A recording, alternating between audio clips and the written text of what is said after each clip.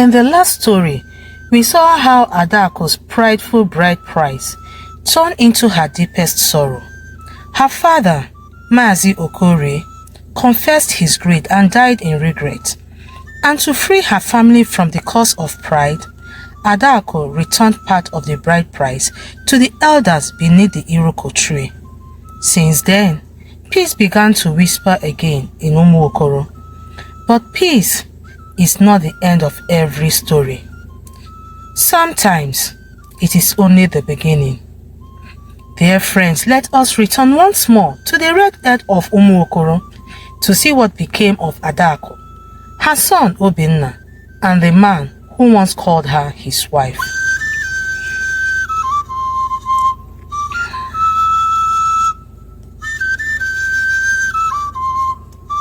After Mazi Okore's burial, the compound fell silent. The laughter that once echoed through it was gone. The tall Iroko tree stood quietly, its leaves rustling like a gentle sigh from the ancestors. For days, Adaku stayed indoors, her wrapper tied loosely, her face pale from crying. She no longer wore beads or bright clothes. Her hands that once prepared meals for many now shook as she lifted a single bowl of food. Nneka, her mother, stayed close, always beside her. "My daughter," she would say softly, "cry if you must, but don't let sorrow live in your heart forever. Your father's peace rests now because of you." Adaku would nod faintly, but say nothing. Grief is heavy, and sometimes silence is its only language. The days slowly turned to weeks. Then one morning, Adaku rose before sunrise. She tied her faded wrapper, stepped outside, and stood before the Iroko tree. The morning air was cool.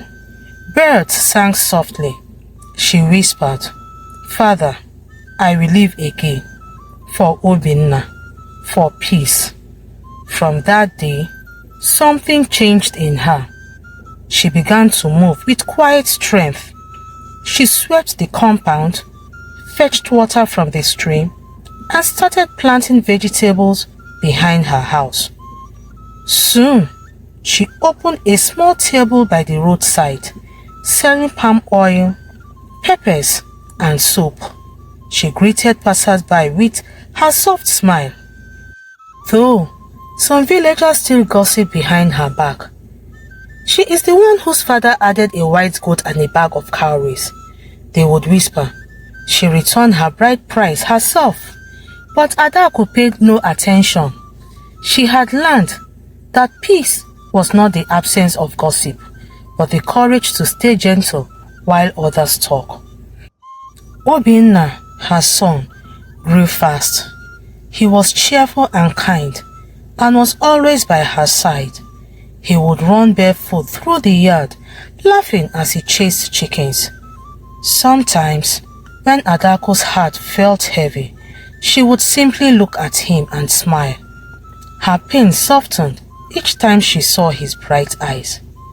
At night, when the crickets began their song, Adaku and her mother would sit outside on a bamboo mat. Nneka would tell stories of her youth, of how patience keeps a home standing. Adaku would listen quietly and then reply softly, "Mama, I am not angry anymore. I just want peace, the kind that doesn't depend on people's approval." And her mother would smile and say, "Then, my daughter, you are already healed." The months turned into years. Adaku's little shop became known across the village. People came to her for advice. Some called her the woman with a calm spirit. But deep within, her heart still carried unanswered questions. Where was Chibuzo? Was he alive? Did he ever think of her and the child she bore? Whenever Obinna asked about his father, Adaku would say gently, "Your father is far away, my son. But one day, You will understand why some people must live before others can grow." Then she would smile sadly, turn away, and continue folding palm fronds into small brooms. But far away in the city, Chibuzo's life was no longer what it used to be. His business no longer thrived, and his new marriage brought him no peace. His second wife was loud and wasteful, and even the friends who once praised him now mocked him behind his back. Every night, he drank palm wine and sat alone in the dark, staring at the wall. He would whisper, "Adaku, I was wrong," but no one heard him except the night itself. One day, he received news that Mazi Okori had died. He froze. Memories of the proud wedding day returned.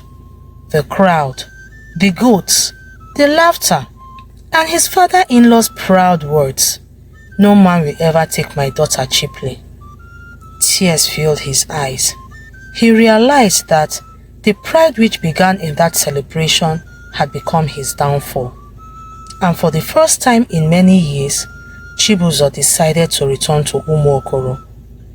The journey from the city to Umuokoro was long and dusty. Chibuzo walked part of the way, carrying only a small bag and a walking stick. The road that once led him to joy now led him through regret. Each step reminded him of the past, the drums, the dancing, and the proud faces of those who once called him son. But the road also whispered things he could not silence. He heard his own voice mocking Adaku. He saw her tearful face the day she left, and he remembered the words he once shouted in anger. "You think I paid all that money for nothing?" Now, those words echoed in his heart like thunder before rain. By the time he reached the edge of Umuokoro, evening was falling. The sun was low, and the red dust glowed under its light. Children ran past him, laughing, carrying firewood on their heads. He smiled faintly. It reminded him of Obinna, the son he had never truly known. When he entered the village path, people looked twice. Some recognized him. "Wasn't that Chibuzo, the man who abandoned Mazi Okori's daughter?" They whispered among themselves. "Ah, the city man has returned," one said. "I thought the earth had swallowed his pride," another replied. But Chibuzo didn't answer. He kept his head low, walking slowly until he reached the outskirts of Adaku's compound. From behind a line of palm trees, he stopped. There she was, Adaku, sitting by her small market stall, arranging bottles of palm oil. Her wrapper was simple but neat. A young boy sat beside her, helping to pack peppers into small piles. Chibuzo's eyes grew wet. He could tell from the way the boy smiled that he was his son. The same bright eyes, the same soft chin. He wanted to call out, but shame pressed his tongue down. How could he face her after all he had done? He turned away quietly and walked toward the path that led to the stream. There, he sat on a large rock, staring at the moving water. The sky was turning orange, and the air smelled of wet dust. He took a deep breath and whispered, "God, forgive me. I ruined the best thing I ever had." That night, he slept under a mango tree, resting his head on his bag. He dreamt of Adaku. In his dream, she stood before him with a basket of cowries, saying, "You paid for me in pride. Now pay the land with peace." He woke up, sweating, trembling. The ancestors, he thought, were still watching. At sunrise, he walked into the village square. Some men were already gathered under the iroko tree, drinking palm wine.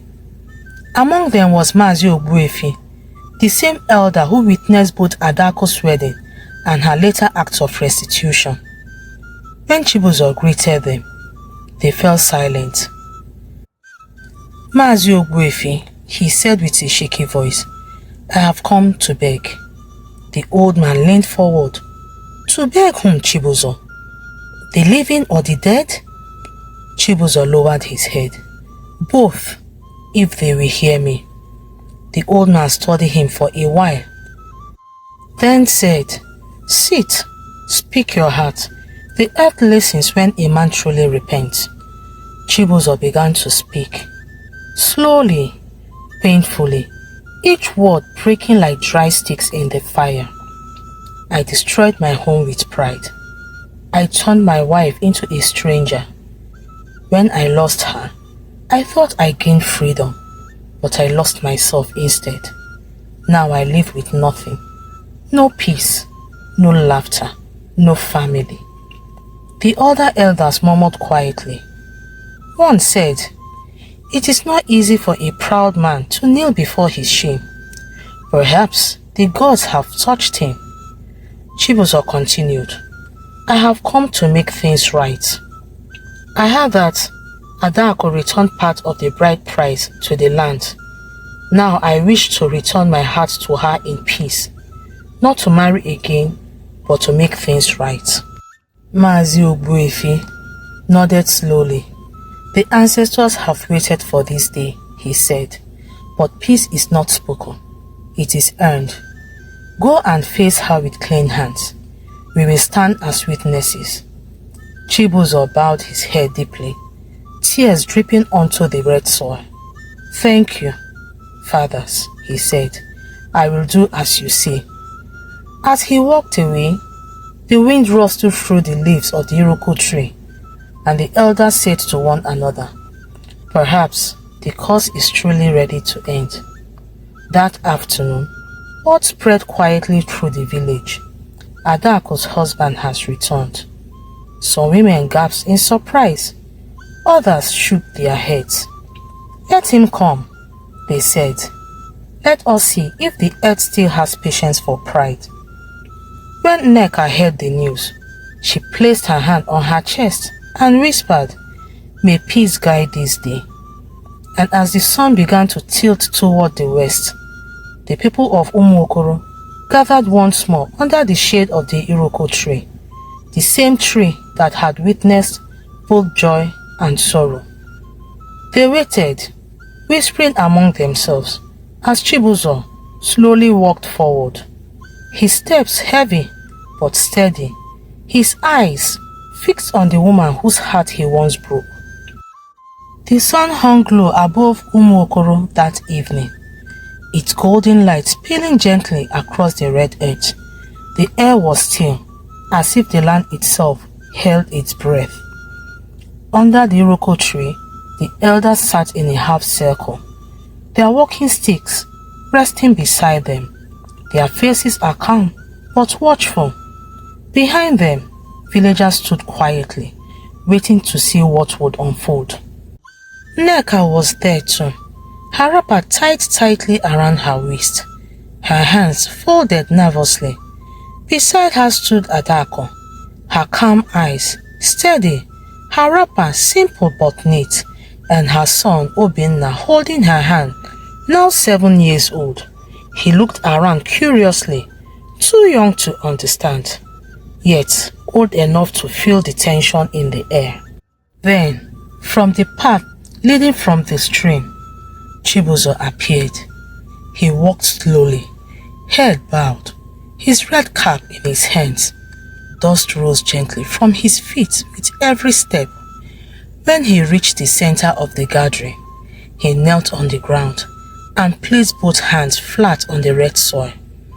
"Mazi Ogbuefi," he said in a trembling voice, "elders of Umuokoro, and you, my wife, I come before you today, not as the man I once was, but as a man who has seen the end of pride." A murmur ran through the crowd.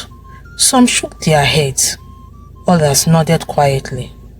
He continued, I built my home with arrogance. I thought love could be bought with money, but every coin I spent became a chain that bound me in regret. I mocked my wife. I dishonored her family. And when my pride took her away, I thought I was free. But what is freedom when peace no longer lives in a man's heart? His voice broke. He paused, wiping his eyes. Since she left, my life has been empty. My business failed.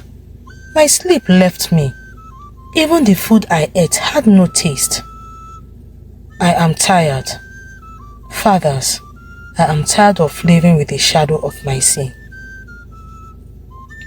The elders looked at one another. The oldest among them, Mazi Ogbuefi, leaned forward and spoke softly. You have spoken the truth today, Chibuzo, but the truth is not complete until it is heard by the one you wronged. He turned to Adaku.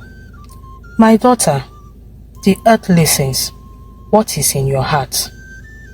For a long moment, Adaku stood still. The wind moved through the branches of the iroko tree, and the sound of leaves filled the silence. Then she stepped forward. Her son clung to her wrapper, but she gently let go of his hand. Her eyes rested on Chibuzo, the man who once called her his wife, the man whose pride once crushed her spirit. She spoke softly, but every word carried the weight of her years of pain. Chibuzo, she said, when I left your house, I carried only my son and my sorrow. I prayed to the gods for one thing, not to take revenge, but to give me peace. She paused. Her eyes glistened with tears. The day I returned the basket of cowries, I did not return it for myself alone. I returned it for all the daughters who were sold in the name of pride. I returned it for my father's soul. And I returned it for the day you would come seeking peace. The villagers were silent. Even the wind seemed to slow. Adaku continued. I forgave you long before this moment. Not because you asked, but because my heart could not carry hate forever. But forgiveness does not mean we go back to what we were. It means we move forward as better people. Chibuzo raised his tear-streaked face. Then let me at least stand beside you again. Not as husband, but as peace returned. Adaku nodded gently. Then stand, she said. For today you stand not before me, but before the land. He rose slowly, still trembling. Then in a voice filled with humility he said, I thank you, Adaku. I thank the gods of this land. And I thank our son for showing me what true strength looks like. He turned to Obinna, who was watching with wide eyes, and touched the boy's head gently. My son, learn from my mistakes. Never let pride lead you where love should guide you. The boy looked up, nodded quietly, his eyes filled with innocence. Mazi Ogbuefi lifted his walking stick high and said, let this day be known. The curse has ended. The woman has forgiven and the man has repented. The land has accepted peace. The people clapped quietly, some with tears in their eyes. Even Nneka wiped her face with the edge of her wrapper and whispered, thank you, Lord, it is finally over. A cool breeze swept across the village square, rustling the leaves of the iroko tree, as if the ancestors themselves were smiling from above. Adaku turned, took her son's hand, and walked slowly away toward the setting sun. Behind her, Chibuzo stood still, not as a man of wealth, but as a man reborn in humility. The days that followed were calm in Umuokoro. The wind that once carried whispers of shame now carried songs of peace. And for the first time in many years, laughter returned to Mazi Okore's old compound. Adaku's heart found rest. She still woke early, swept the yard, and sold palm oil at the market. But there was a quiet glow about her now, the kind that comes only when the soul is free. Nneka often watched her daughter with pride. "My child," she said one morning, "your father would be proud. You have turned pain into wisdom." Adaku smiled softly. "Mama, peace is not something we find in others. It's something we decide to carry, no matter what happens." Obinna grew stronger by the day. He followed his mother to the market, helped the elders fetch water, and learned early the meaning of humility. Sometimes, when he sat by the stream, he would throw pebbles into the water and whisper, "One for Mama's peace, one for Papa's forgiveness." He didn't fully understand, but the ancestors surely smiled upon those words. As for Chibuzo, he did not leave Umuokoro again. He built a small hut near the edge of the village, close to the farmland. There, he farmed quietly and lived a simple life. Every market day, he would stop by Adaku's store to buy palm oil and pepper. They would greet each other politely and mutually. Sometimes, in the evenings, Chibuzo would walk toward the stream and find Obinna there, skipping stones across the water. He would stand at a short distance away and watch, his eyes filled with pride and regret. When the boy turned and greeted him, he would smile faintly and say, "My son, may your path never carry my mistakes." Obinna would nod quietly. "I will try, Papa." One evening, Adaku stood under the iroko tree, the same place where her father once sat, where her tears once fell, and where peace finally began. The breeze brushed her face. She looked up and whispered, "Father, I have done my part. The home you left in sorrow now breathes in peace." That night, the leaves of the iroko tree danced gently in the moonlight. The villagers said the tree had never looked greener, nor its shade more peaceful. And when the wind blew through its branches, it sounded like the soft voice of the ancestors saying, "It is finished."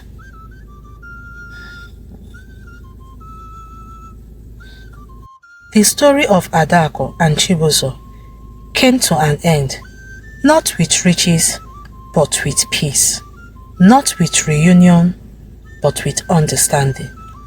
Their son, Obinna, grew up between both their blessings, and the people of Umuokoro carried their story for generations. It became a tale told to every young couple before marriage, a reminder that pride builds no home and that forgiveness is the only true inheritance. But tell me, dear friends, do you think peace was truly enough for them? Or would fate one day test their son, Obinna? We shall find out in part 3, The Son of Peace. If this story touched your heart, share your thoughts with me in the comments. Please give it a like, share it with your loved ones, and subscribe to my channel if you haven't done so by now. Don't forget to turn on the notification bell so you won't miss the next story. Thank you for watching, and remember, every tale carries a lesson if only we choose to listen. Until I bring another true life tale your way, goodbye and remain blessed.